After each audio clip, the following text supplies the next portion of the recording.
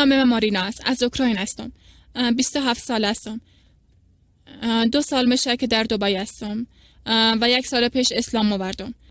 قسمی که میدانین اوکراین یک زمان جزء از USSR بود، یعنی در آن زمان در آنجا هیچ دینی وجود نداشت. یگانه دین اونجا کمونیسم بود. کمونیسم دین اونجا بود، شیوه زندگی و هر چیز دیگر بود. قسمی که والدینم برایم گفته بودند تمام کلیساها مساجد را خراب کرده بودند، اما در تاجیکستان و ازبکستان در آن زمان مسلمانان بودند، مثل اوکراین و خود روسیه نبودند.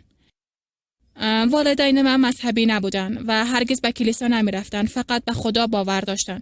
مخصوصا مادرم همیشه مخالف کلیسا بود. چرا؟ به خاطر که اگر به کلیسا برید، کلیسا نیز مثل مسجد است. به جایی که مردم به خاطر گپ زدن با خدا میآیند، به خاطر نزدیک شدن و به خاطر عبادت کردن میآیند.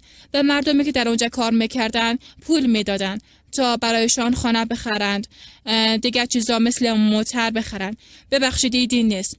من در یک فامیل مذهبی پرورش نیافته بودم، پس مرا مثل عیسوی ها گفته نمیتوانید. من عیسوی نبودم، اما یقینا وقتی که من متولد شدم مثل هر شخصی مرا به کلیسا برده بودند تا مرا عیسوی بسازند و مرا غسل داده بودند.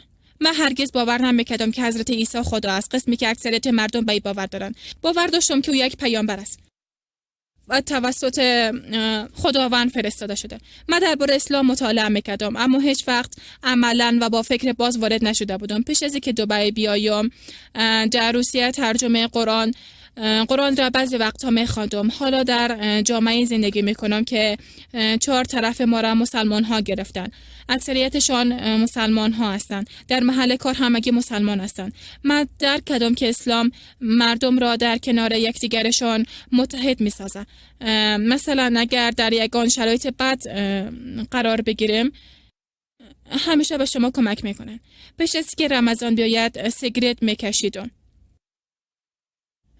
و پیش از رمضان روزانه تقریبا 2 قطعه سیگرت میکشم و با خود فکر میکردم آیا بالای خود مسلط بودم میتونم در این دعوت ای که تمام روز یا تمام ماه را سیگرت نکشم، به خاطر که بسیار برام سخت بود. پس از روز اول رمضان که روزه گرفتم، او وقت مسلمان نشده بودم. در نیمه های رمضان مسلمان شدم. 2 هفته روزه گرفتن برایم بسیار آسان بود. هیچ حس نمیکردم که اگر سیگرت نکشم میمیرم. پیش از او 1 روز بدون سیگرت کشیدن برایم ناممکن بود، اما در رمضان برایم آسان بود، به خاطر که اگر باور کنید که این کار به خاطر کدام شخص یا به خاطر مردم 4 طرف خود یا به خاطر خودنمایی انجام نمیتین، بلکه این کار برای خود و الله انجام میتون، باز آسان میشه. کلمه شهادت خواندم و مسلمان شدم.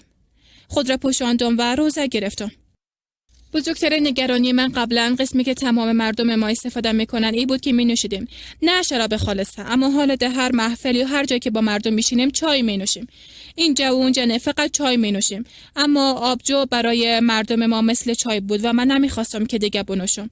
چیزی که بیشتر مرا به سوی اسلام دعوت کرد شیوه برخورد در اسلام بود، به خاطر که قبلا وقتی که درباره اسلام به اندازه کافی معلومات نداشتم، فکر میکردم زنانی که حجاب میپوشن همیشه در خانه میباشن و اجازه ندارند که کار کنن، اجازه ندارند بیرون بیاین. همین قسم فکر میکردم.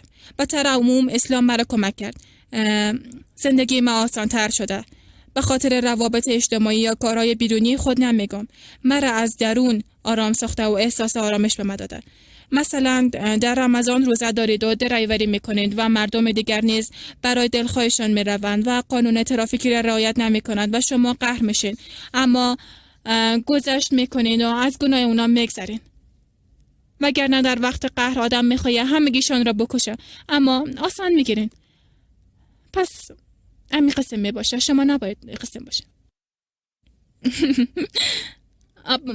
به خاطر که به طور عموم من یک شخص پرخاشگر هستم، آرام هستم، اما زود ترس نداشته باشید. الله با شما است و اگر به اسلام باور کنید و اگر به الله باور کنید و اگر به پیامبران باور کنید و اگر تو هنوز مطمئن نیستین که اسلام را قبول کنید و یا کدام دین دیگر را، بهتر خواهد بود که به مراکز اسلامی بروید و با کسانی ملاقات کنید که مسلمان شده اند. این قسم برای شما آسان‌تر خواهد بود، به خاطر که ما نیاز داریم با کسانی هم سخن بشویم که در اسلام هستند، نه که با مردم خارج از اسلام هم گپ شویم. به اسلام خوش آمدید.